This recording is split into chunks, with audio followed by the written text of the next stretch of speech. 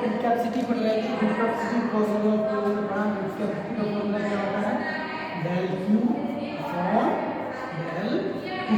ठीक है, यहाँ क्यू क्या है?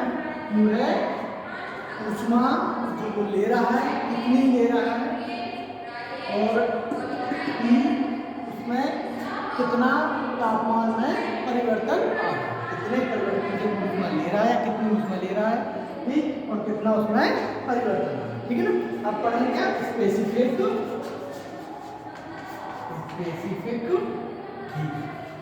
स्पेसिफिक हीट इसको कहते हैं विशिष्ट, कहते हैं विशिष्ट ऊष्मा। ठीक, बड़े ही सिंपल में समझाएंगे, बड़े ही सिंपल। ठीक, विशिष्ट ऊष्मा स्पेसिफिक हीट क्या होता है? ठीक, स्पेसिफिक हीट होता है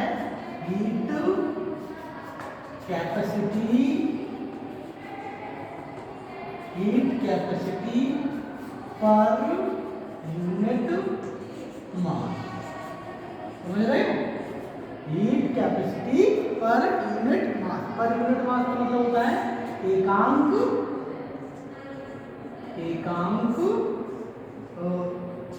द्रव्यमान नहीं, इसको हम कहते हैं द्रव्यमान के सापेक्ष। क्या पर यूनिट मास का मतलब होता है द्रव्यमान के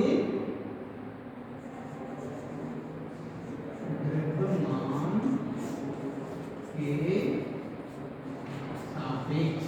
ठीक, एकांक द्रव्यमान के सापेक्ष। ठीक, क्या हीट कैपेसिटी का फॉर्मूला क्या होता है? Del Q upon del T. यही तो होता है, del Q upon del T. किसके सापेक्ष? एकांक द्रव्यमान के सापेक्ष। द्रव्यमान क्या होता है? मास हमने क्या माना? m। तो हम इसको कह सकते हैं कि स्पेसिफिक हीट। क्या स्पेसिफिक हीट बराबर क्या आ जाएगा? m del T. m del T, पर यूनिट है ना, पर यूनिट मास होता है एकांक द्रव्यमान के सापेक्ष को m से इसमें मान देते हैं। ठीक, तो आ जाएगा स्पेसिफिक हीट।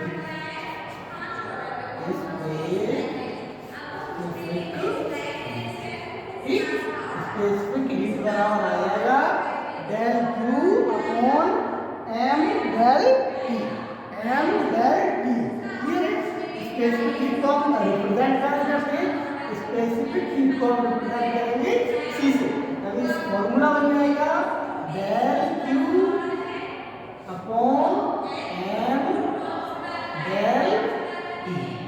क्लियर है? ये होता है स्पेसिफिक हीट का फॉर्मूला। क्लियर? अब क्या कहते हैं? अब मान लेते हैं आप हमारे पास एक लिक्विड है। क्या है? एक लिक्विड। तो जो लिक्विड होता है, liquid has only one specific heat. A liquid has only one specific heat. एक लिक्विड, एक द्रव्यमान में, एक द्रव में केवल एक विशिष्ट ऊष्मा होती है। केवल एक विशिष्ट ऊष्मा होती है क्या में? लिक्विड में, है ना। तो लिक्विड में एक ही क्यों होती है? बिकॉज ऑफ हम लोगों ने एक फॉर्मूला पढ़ा है ऊष्मा और ठीक, जो गैसेस में होता है Pv बराबर nRT। क्या nRT? या इस फॉर्मूले से नहीं, हमें हम दूसरे उसको देखते हैं कि लिक्विड जो होता है क्या होता है ना, लिक्विड जब कोई लिक्विड हो, ठीक, उस पर हम हीट को गेन करते हैं। क्या करते हैं? जब हम किसी लिक्विड में कोई हीट गेन करते हैं तो उस लिक्विड का वॉल्यूम बदल जाता है। क्या बदल जाता है? उसका आयतन बदल जाता है। वॉल्यूम उसका बदल जाता है ना जब हम हीट को गेन करते हैं। कहने का मतलब है जब किसी तापमान को हम किसी लिक्विड में डालते हैं, तापमान लिक्विड में, ऊष्मा या ऊर्जा लिक्विड में जाती है, तो उसका जो वॉल्यूम होता है वो चेंज हो जाएगा, है ना। आ रहा है समझ में? मान लो जैसे कि एक बोतल होती है, हम लोगों ने घरों में देखा होगा, बोतल होती है अपनी, होती ना, उसमें हम पानी भरते हैं, पानी भरते ना, पानी भर के उसको हम ठंडा करने के लिए, ठीक, रखी होगी, कई लोगों ने रखी होगी। तो उसमें अगर हम ठंडा होने के लिए रखते हैं तो हम कुछ देर बाद या जब वो ठंडी हो जाती है या वो जम जाती है, क्या हो जाता है, जब वो जम जाती है तो उसका जो वॉल्यूम होता है, वॉल्यूम मतलब आयतन, उसका जो आयतन होता है वो ज़्यादा हो जाता है, ज़्यादा हो जाता है कि नहीं हो जाता।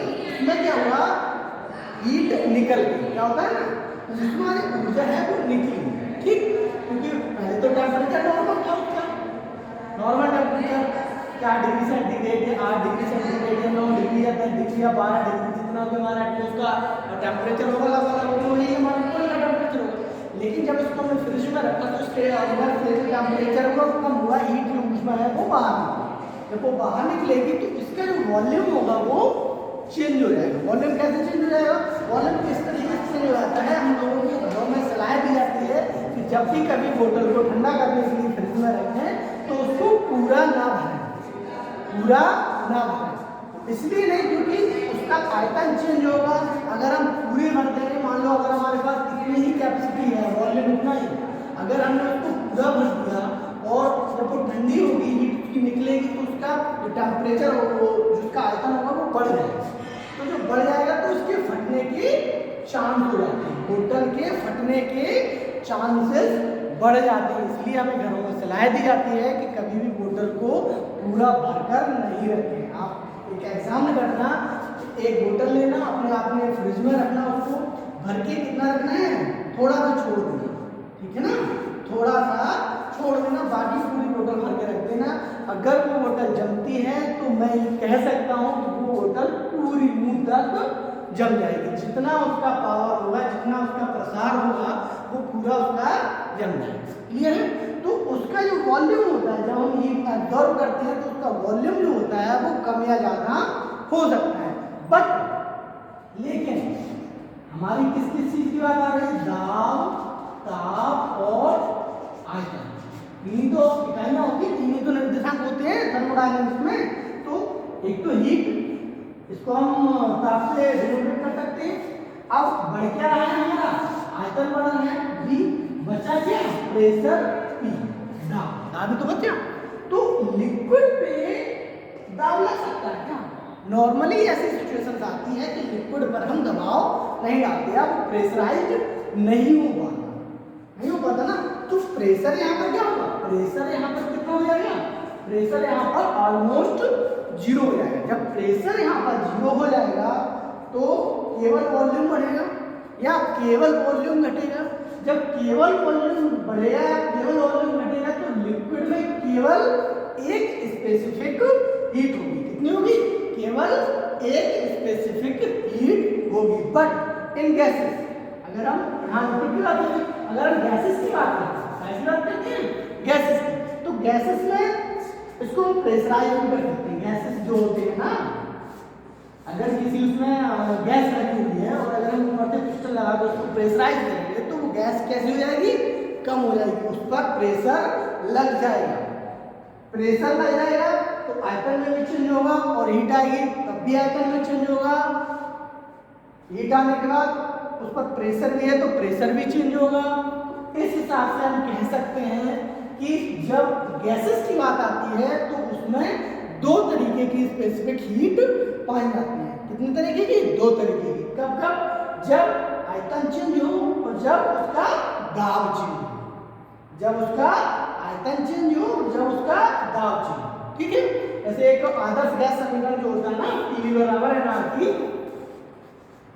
एनआरटी, ये तो होता है ना। इसमें आप अगर चाहे तो लिक्विड के लिए देख सकते हैं, लिक्विड में क्या है, जैसे कि हमारा पी चेंज होगा, ठीक, तो जब पी चेंज होता है तो हमारा पी चेंज होगा, क्लियर है। और जब हमारा वी चेंज होगा तो हमारा टी चेंज होगा।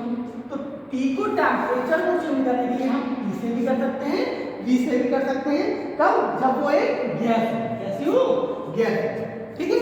तो गैस स्पेसिफिक दो स्पेसिफिक हीट आएगा, दो स्पेसिफिक हीट आएंगे।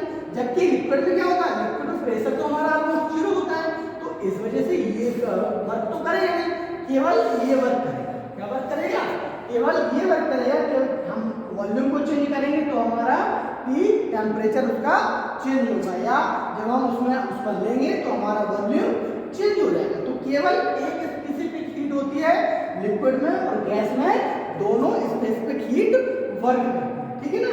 एक P से और एक V से। एक P मींस प्रेशर से, दाब से, और एक V मींस आयतन और वॉल्यूम से। क्लियर है। अब हमें ये तो पढ़ने में आएगा कि लिक्विड में केवल एक स्पेसिफिक हीट होती है और गैसेस में हमारी दो स्पेसिफिक हीट होती है, एक P और एक V। अब अगर हम इन्हें कहें तो इन्हें डिनोट कैसे करते हैं? इन्हें डिनोट करते हैं C specific heat of P और C specific heat of V, ये वॉल्यूम है। इसमें एक चीज ध्यान रखने वाली है, ध्यान रखने वाली ये चीज है कि जब ऊष्मा आती है तो प्रेशर और वॉल्यूम दोनों को हम एक साथ चेंज नहीं कर सकते, क्योंकि दोनों को एक साथ चेंज करेंगे तो मान में कुछ ज्यादा परिवर्तन होगा और असावधानी होगी, ठीक है। तो उसके लिए क्या करते हैं? उसके लिए हम करते हैं कि जैसे ही हमारे पास हीट एब्जॉर्ब होगी उसमें हम P को कांस्टेंट कर देंगे। क्या कर देंगे? P को कांस्टेंट कर देंगे तो हमारा V चेंज हो जाएगा, और V को कांस्टेंट कर देंगे तो हमारा T चेंज हो जाएगा। क्लियर है। तो जैसे Cp है तो यहाँ पर क्या है? यहाँ पर व्हेन P का मान व्हेन P मतलब प्रेशर या दाब, और इसको मेट देते हैं, इसके बाद आगे बढ़ते हैं, ठीक है ना।